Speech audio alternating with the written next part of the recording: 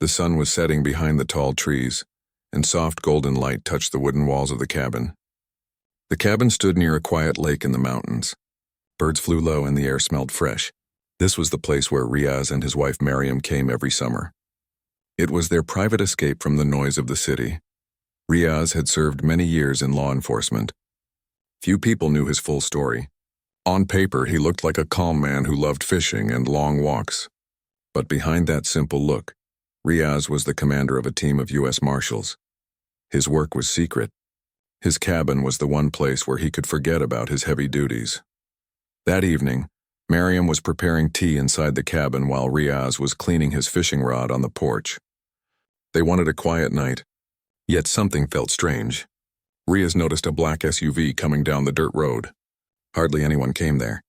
The cabin was private land, and neighbors were miles away. Riaz put the fishing rod aside and stood. The SUV stopped near the gate. 3 men stepped out. They wore uniforms that looked official, like police clothes, but Riaz instantly saw the flaws. Their badges were shiny but cheap. Their belts had no proper gear. Their boots did not match. To an untrained eye, they could look like officers. To Riaz, they looked like actors. Mariam stepped out holding 2 cups of tea. She also noticed the men and whispered, "Who are they, Riaz? Did you call anyone?" "No," Riaz replied. His voice was calm, but his eyes were sharp. "Stay behind me." The 3 men walked with fake confidence. One of them, tall and thin, shouted, "We are with the Homeowners Association Security. This property has a violation. We need to take your wife into custody for questioning." Mariam almost laughed in shock. "Custody? What are you talking about?" "This is our private cabin." The man pulled out a piece of paper. It looked like a notice, but the stamp was wrong and the text was full of mistakes. Riaz did not move. He folded his arms and studied the men. He wanted to see how far they would go. "You cannot fool me," Riaz finally said. His voice was low but carried power. "There is no HOA here.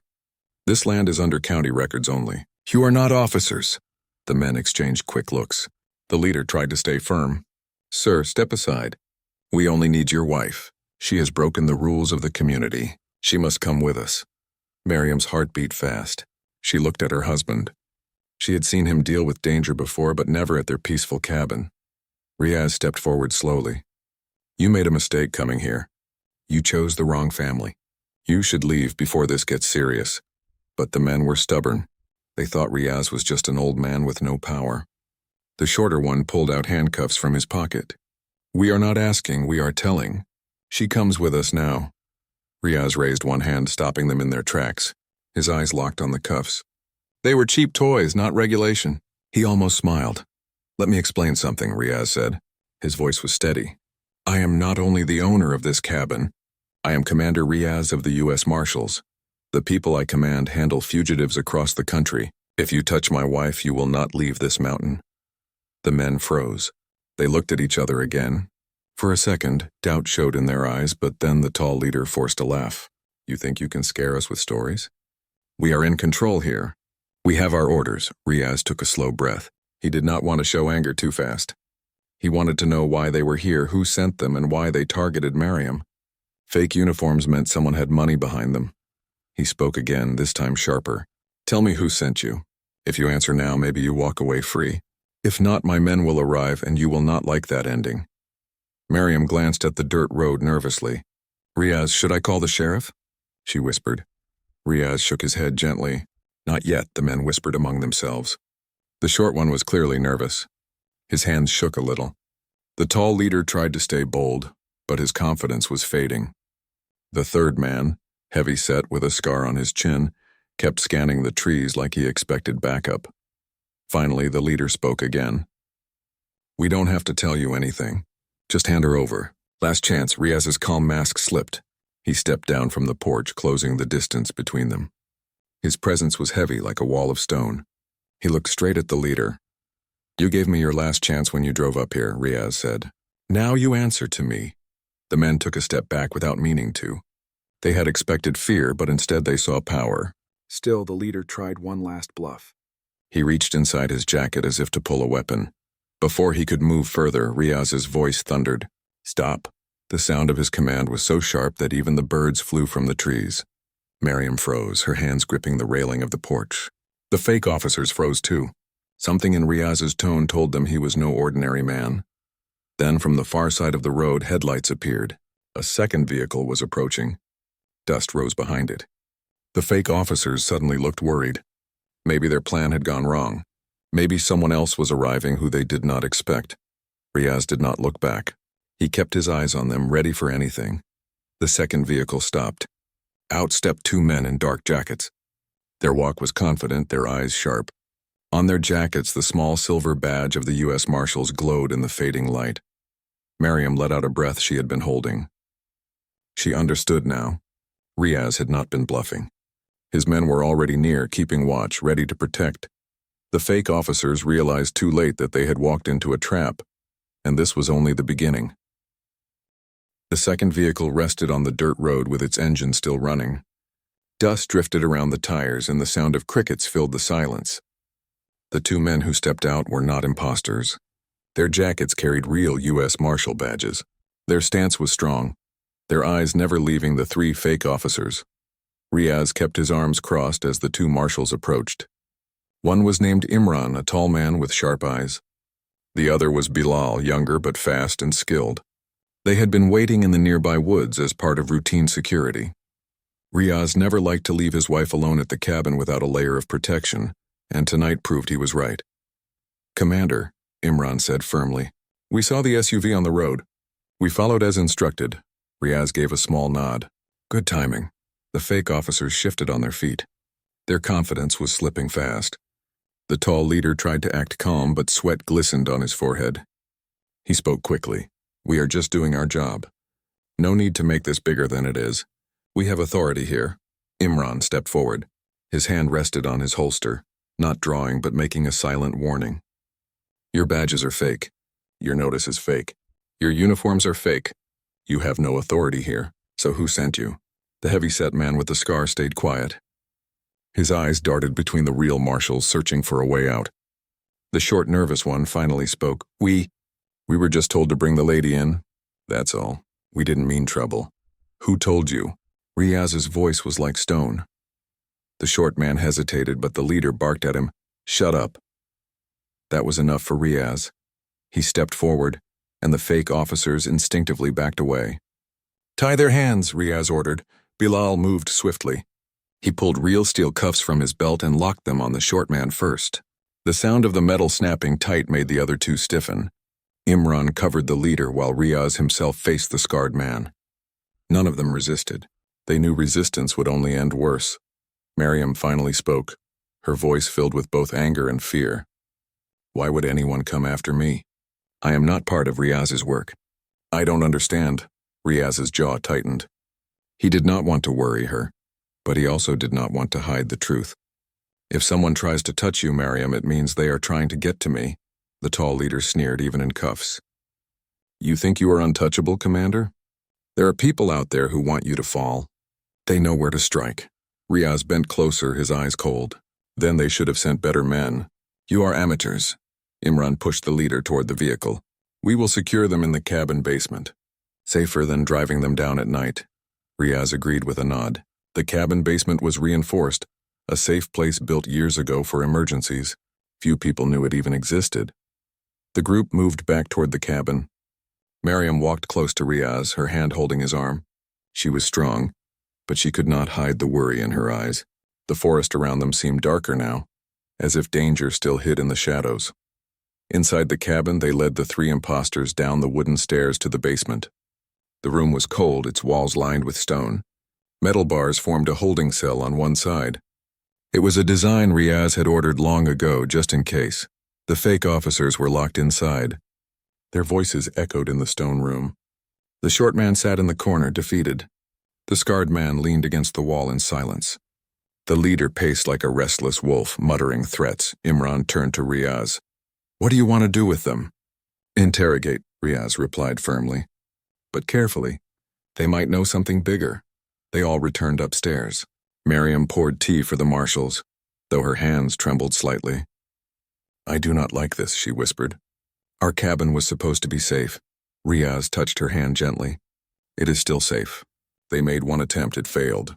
That tells us there is someone behind them who is desperate. Desperate people make mistakes, Imran nodded. We should question them in shifts. See if one breaks under pressure. But before they could plan further, headlights flashed again outside the window. Another vehicle was approaching. Riaz and the marshals moved fast. Guns were drawn this time. They stepped to the porch as the engine stopped outside. A pickup truck, old and muddy, sat by the gate. A man climbed out. He wore no uniform. He raised his hands at once, showing he was unarmed. His face was worn with age, his hair gray. "Don't shoot," he called. "My name is Tariq. I live down the mountain." Riaz narrowed his eyes. He recognized the man faintly. Tariq was a local, known for hunting and farming. "Why are you here, Tariq?" The old man came closer, still holding his hands high. "I saw strange men at the gas station in town. They talked about this cabin. They said they had a job to do. I did not trust them, so I came to warn you." Riaz lowered his weapon slightly but did not relax. "You are late." "They already came." Tariq's eyes widened. "So it is true. Then you must know more will follow. They spoke of others waiting outside town. Someone rich has paid them." The words sank into the night like heavy stones. Miriam gasped softly. Imran and Bilal exchanged quick glances. Riaz asked, "Do you know who paid them?" Tariq shook his head. "I only heard the talk. But I know men like that. They are not locals. They are hired hands. Someone powerful is behind them." Riaz looked back toward the cabin. The imposters in the basement were only the first wave. Whoever sent them wanted Miriam taken as bait. It was a message, a challenge, and maybe something worse. He turned to his men. "We cannot wait. Tomorrow at dawn we interrogate. Tonight we guard the cabin. No one sleeps." Miriam wanted to protest, but she saw the determination in his eyes. She only nodded and went inside to prepare blankets and light more lamps. The cabin glowed warm, but outside the forest felt colder than ever. Imran and Bilal took watch at different corners of the property. Tariq stayed too, insisting he would not leave until morning. Riaz sat by the window with his rifle close. His mind raced. Who wanted to strike at him through Miriam? Was it an old fugitive seeking revenge? Was it a corrupt figure he had once brought down? As the night deepened, he thought about all the faces from his long career. He had arrested cartel leaders, smugglers, and fugitives who swore revenge. Any of them could have sent these fake officers. In the basement below, the fake leader still paced like a caged animal. His voice carried faintly through the floorboards. "You think you are safe, Commander, but you are already marked. This is just the start." Riaz tightened his grip on the rifle. He was not afraid for himself, but the thought of Miriam in danger lit a fire in his chest. The cabin, once a place of peace, had become a battlefield, and dawn would bring answers, one way or another. The night was long and tense. Lamps glowed inside the cabin, but shadows moved outside in the forest. The air was heavy with silence, broken only by the soft crack of firewood in the stone fireplace. Riaz did not sleep. Neither did Miriam. Imran and Bilal rotated watch outside, their eyes sharp, their weapons ready. At dawn, mist rose from the lake. A pale light touched the trees. Riaz stood from his chair by the window. He looked tired but steady. "It is time," he said. His voice was firm.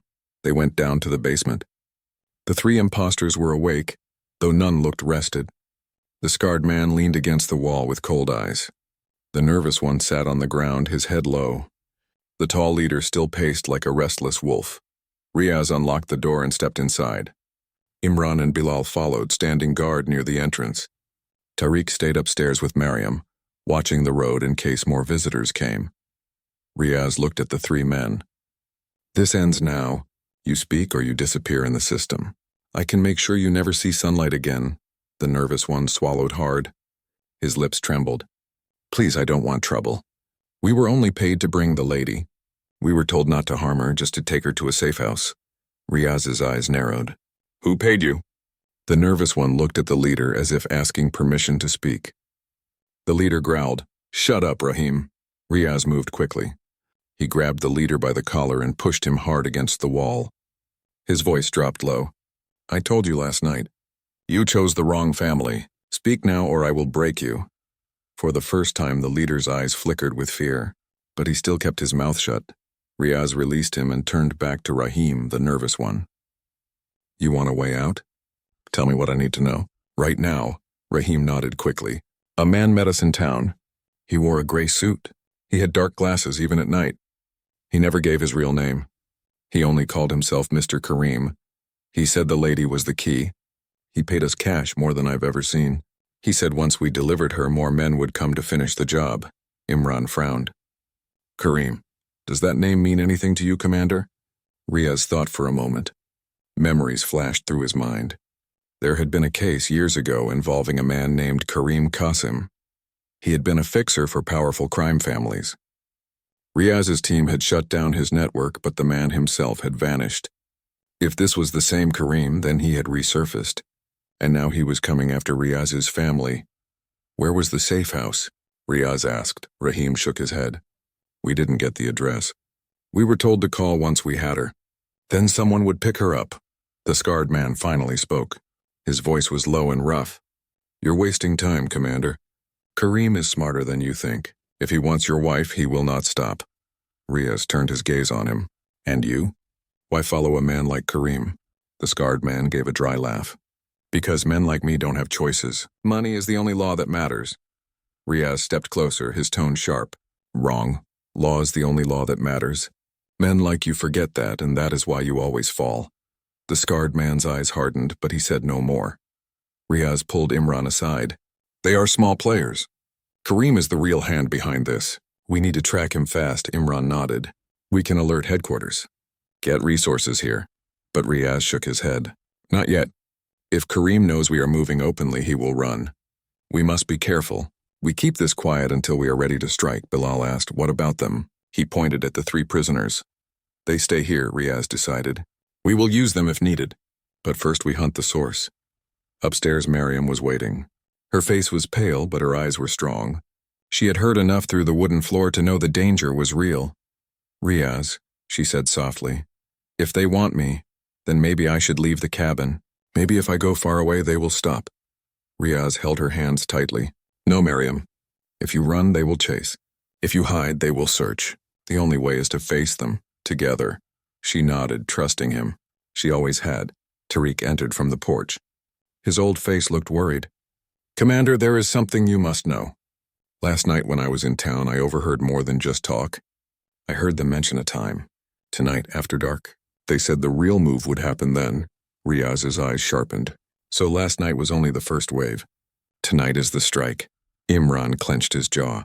We should call for backup now. Riaz thought hard. He knew his men could arrive, but time was short. The cabin might not hold against a full assault. He looked at Mariam, then at the woods outside. He had to make a choice. We will prepare, he said finally. We turn this cabin into a fortress. If Kareem's men come tonight, we will be ready. The rest of the day was spent in preparation. Imran and Bilal reinforced the windows with wooden planks. Riaz checked every weapon in his hidden storage room. Rifles, handguns, extra rounds, all were ready. Tariq set traps along the road, simple but effective, to slow down vehicles. Mariam cooked food, though her hands were not steady, and stored water in case the power was cut. By afternoon, the cabin looked different. It no longer felt like a peaceful home. It looked like a stronghold waiting for battle. Riaz stood outside, watching the tree line. His thoughts were heavy. He remembered past missions, old enemies, and long nights where survival depended on sharp instincts. But this was different. This was not about him. It was about Mariam. That made the fight personal. As the sun dipped low, the forest grew silent. Even the birds seemed to sense danger. Inside, Mariam sat by the fireplace. She held a small photo of her and Riaz taken years ago. She whispered a prayer under her breath. In the basement, the leader of the fake officers laughed suddenly. His voice carried up the stairs. Do you really think you can stop Kareem? You don't know the men he controls. They are already coming. Riaz ignored the noise. He focused on the darkness outside.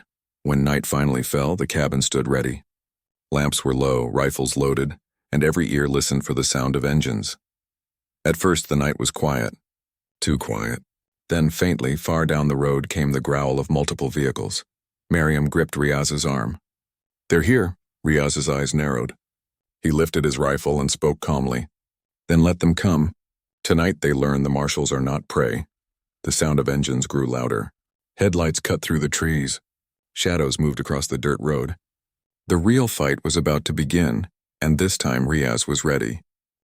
Engines roared in the distance. The ground shook as 3 vehicles climbed the dirt road toward the cabin. Their headlights cut through the trees like sharp blades of light. The quiet mountain air was now filled with the heavy growl of approaching danger. Riaz stood on the porch with his rifle ready. His eyes were calm but sharp, scanning every movement beyond the trees. Beside him, Imran checked his weapon, while Bilal crouched near the side of the porch with extra rounds. Tariq, the old hunter, moved like a shadow to the edge of the forest, bow in hand, ready to use his hunting skills. Inside the cabin, Miriam watched through a narrow window, her heart beating fast but her resolve steady. The vehicles stopped just short of the cabin. Engines cut off and silence returned for a brief moment. Then doors slammed. 6 men stepped out, all in dark clothes. They carried weapons. Their movements were practiced, more professional than the imposters from the night before. These were no amateurs. One of the men shouted, "Commander Riaz, we only want the woman. Hand her over and no one gets hurt." Riaz's reply was short and strong. "Leave now, or you will not leave at all." The men spread out, taking cover behind trees and rocks. One of them fired a shot into the air to scare them. But Riaz did not flinch. He raised his rifle and fired once. The bullet hit the ground inches from the man's foot, a warning shot with perfect aim. Imran shouted from the porch, "This is your last warning. Step back." But the attackers did not retreat. Instead, they began to advance slowly and carefully. Riaz gave the signal. The battle for the cabin began. Imran fired at the ground near 2 men, forcing them behind cover. Bilal targeted another, moving toward the side of the cabin, his shot striking a tree that splintered into shards. Tariq released an arrow from the woods, and it thudded into the dirt beside a crouching man, making him stumble back. The attackers opened fire in return, bullets slamming into the wooden walls of the cabin. Miriam ducked low inside, covering her ears from the sharp sound. The windows cracked and dust fell from the ceiling beams, but the cabin held firm. Riaz moved with calm precision. Every shot he took was measured. He aimed not to kill, but to push them back, to break their confidence. His experience spoke through every movement, every decision. The fight raged for minutes that felt like hours. The attackers shouted to one another, trying to circle the cabin. But the traps Tariq had set along the road worked. One man tripped a wire, falling hard as metal cans rattled loudly, alerting everyone. Another stumbled into a hidden pit covered with leaves, his legs sinking deep before he could pull free. Inside, Miriam whispered prayers as she reloaded magazines for the men. Her fear was real, but so was her courage. She refused to be helpless. Imran called out, "Commander, they are pushing harder on the west side." Riaz adjusted quickly. "Bilal, cover east. Imran with me on west." They moved like parts of a single machine. Years of training guided them. The attackers were skilled, but they had not expected such resistance. What was supposed to be a quick grab had turned into a siege. Suddenly, the leader of the attackers shouted from behind a tree, "You cannot win, Riaz. Karim has more men. This is only the start. Give up your wife and you will be spared." Riaz's voice thundered back. "Tell Karim he chose the wrong enemy." The words carried across the battlefield like iron. At that moment, headlights flashed again in the distance. Another vehicle was climbing the road. For a second, fear touched Miriam's heart. Were more attackers coming? But then she saw the shine of badges through the headlights. It was backup. 2 more marshals, summoned quietly by Imran hours earlier, had arrived. Their black SUV rolled to a stop and they stepped out with rifles ready. The attackers saw the reinforcements and hesitated. That hesitation cost them. Imran and Bilal fired at the ground near their feet, driving them back farther. Tariq shot another arrow that clipped a man's sleeve, making him drop his weapon. The balance of power had shifted. The leader realized it too late. "Fall back," he shouted. The attackers scrambled toward their vehicles, firing blindly to cover their retreat. But Riaz and his men pushed forward, forcing them into full retreat. Engines roared again as the 3 vehicles sped down the road, leaving behind shattered branches and churned dirt. Silence returned, broken only by heavy breathing and the crackle of broken wood. Riaz lowered his rifle slowly. His face was calm, but inside his mind a storm was rising. He knew this was only the surface of a deeper threat. Karim had tested their defenses. Next time he would come harder. Miriam stepped out onto the porch, her hands shaking slightly. "Are they gone?" "For now," Riaz said gently. He pulled her close. "But it is not over." The marshals who had arrived approached quickly. One of them, named Yusuf, saluted. "Commander, we came as fast as we could." "Orders?" Riaz looked around at the damage. Bullet holes marked the cabin walls. Windows were cracked. But his team stood strong. "Secure the area. Collect any evidence they left behind. We need to know where they came from and where they are going." The men moved at once, searching the trees and road. They found shell casings, footprints, and a broken radio one attacker had dropped. Yusuf handed the radio to Riaz. "Still working. Might give us their channel." Riaz turned it on. Static hissed, then a voice broke through. It was faint but clear. "Report back." "Did you take the woman?" The voice was deep and calm. Riaz recognized it at once, Kareem. He spoke into the radio, his words sharp. "You will never touch her." "You will face me, Kareem." There was silence, then a slow laugh. "Ah, Commander Riaz, at last we speak again. I warned you years ago that you would regret crossing me. Tonight was only a greeting. Next time I will come myself." The radio went dead. Everyone looked at Riaz. Imran's voice was grim. "So it is him?" "Yes," Riaz replied quietly. "It is Kareem, alive and stronger than before." Miriam's eyes filled with fear but also strength. "Then we must finish this, Riaz, once and for all." Riaz nodded. His mind was already working, planning the next move. Kareem had declared war, and Riaz would not let it end with fear. He would take the fight to Kareem himself. That night the cabin stood scarred but unbroken. The family and marshals inside knew the battle was not finished. The real war was only beginning. The cabin still carried the marks of the siege. Bullet holes lined the wooden walls and broken glass glittered on the porch. But inside, Riaz and his team were already preparing for the next step. They knew Kareem would not stop. The man had declared war. Now the only way to end it was to strike at the source. Riaz gathered everyone around the wooden table. Miriam sat beside him, her hand resting on his arm. Imran and Bilal stood ready, while Yusuf and the other marshals scanned the map Riaz had spread open. Tariq leaned on his chair, his old eyes sharp and thoughtful. "Kareem spoke to us through the radio," Riaz began. "That means he is not hiding in another country. He is close. He wants me to hear him. He wants me to know he is watching." Imran pointed to the evidence they had collected. "The radio we found was tuned to a local channel. That means his men are nearby. They must have a base not far from here." Bilal added, "I checked the tires of their vehicles. The mud on them is thick and dark. That type only comes from the marshland 2 miles east. My guess is they have a camp there." Riaz studied the map, then nodded. "Yes, it makes sense.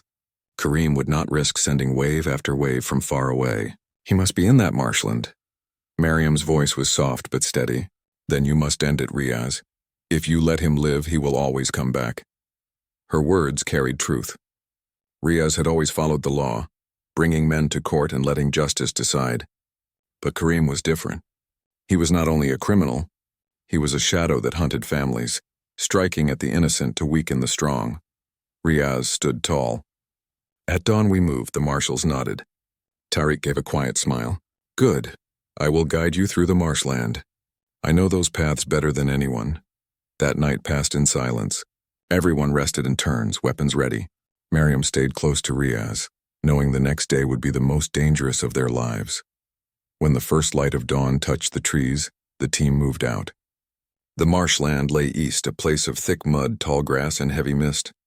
Birds cried overhead as the group walked carefully, their boots sinking into soft ground. Tariq led the way with sure steps, pointing to hidden paths. After an hour, they saw it. A cluster of tents and vehicles sat in a clearing. Men moved about with rifles slung over their shoulders. And in the center, standing tall and calm, was Kareem. He was dressed in a gray suit, just as Rahim had described. His hair was silver now, but his face was sharp, his eyes cold as stone. He looked like a man who carried no fear. Riaz raised a hand, signaling his team to stop. "This is it," he whispered. The marshals spread out, taking cover behind trees. Tariq crouched low, his bow ready. Miriam was safe at the cabin under guard, but Riaz could still feel her presence in his heart. He would not let her down. Riaz stepped into the clearing, his rifle slung but ready. His voice rang out. "Kareem!" The men in the camp froze. All eyes turned to the figure in the gray suit. Kareem smiled slowly, as if he had been expecting this moment. "Commander Riaz," he said. His voice was smooth, almost friendly. You came. I knew you would. You sent men to my home, Riaz said. His tone was steady. You tried to take my wife. That ends today. Kareem spread his arms as if welcoming him. You destroyed my network years ago. You took everything from me. Did you think I would forget? You should be grateful I only came for your wife. It could have been worse. Riaz's eyes darkened. Threatening families is the work of cowards. If you want me, I'm right here. Face me, Kareem chuckled. I did not survive this long by fighting fair. My men are loyal. You are outnumbered. At that moment, Imran, Bilal, and Yusuf stepped from the trees, rifles raised. Their badges gleamed in the mist. Tariq appeared on the opposite side, his bow drawn. The camp was surrounded. Riaz's voice cut through the clearing. Your men are loyal to money, Kareem. Mine are loyal to justice. That is the difference. For a moment, Kareem's smile faded. Then he lifted his hand, signaling his men. They raised their rifles. The air grew heavy. One wrong move could start the battle. Then Riaz spoke again, his voice sharp like steel. Think carefully, men. Do you want to die for Kareem, or do you want to walk away free? The attackers hesitated. Some lowered their weapons slightly. Fear and doubt showed in their eyes. Kareem snarled. Do not listen to him. Shoot. But the men did not move. They had seen the skill of Riaz's team the night before. They knew this fight would not end well. One by one, they dropped their rifles to the ground. Only Kareem was left standing. His face twisted with rage. Cowards, he spat at his men. You betray me for him? Riaz stepped closer. It is over, Kareem. Surrender. Kareem's hand moved fast, pulling a pistol from under his suit. But Riaz was faster. In a single motion, he fired once. The bullet struck Kareem's hand, knocking the pistol away. Kareem fell to his knees, clutching his bleeding hand. The marshals rushed forward, securing him in cuffs. Imran pressed him against the dirt while Bilal checked the area for hidden weapons. Riaz stood over him. You wanted revenge. You wanted to take my wife. Instead, you have nothing. Justice has found you. Kareem glared up, his pride broken. This is not justice. This is your victory. Riaz's voice was calm. No, this is the law. And the law always wins. The team led Kareem away, securing the camp and gathering evidence. His men, now unarmed, surrendered quietly, knowing their leader had fallen. By noon, the marshland camp was under martial control. Riaz called in transport to take Kareem and his men to federal custody. The long hunt was over. When Riaz returned to the cabin, Mariam ran to him, her eyes filled with relief. He held her close, feeling the weight lift from his shoulders. It is finished, he whispered. He will never touch us again. Mariam smiled softly, tears in her eyes. I knew you would protect us.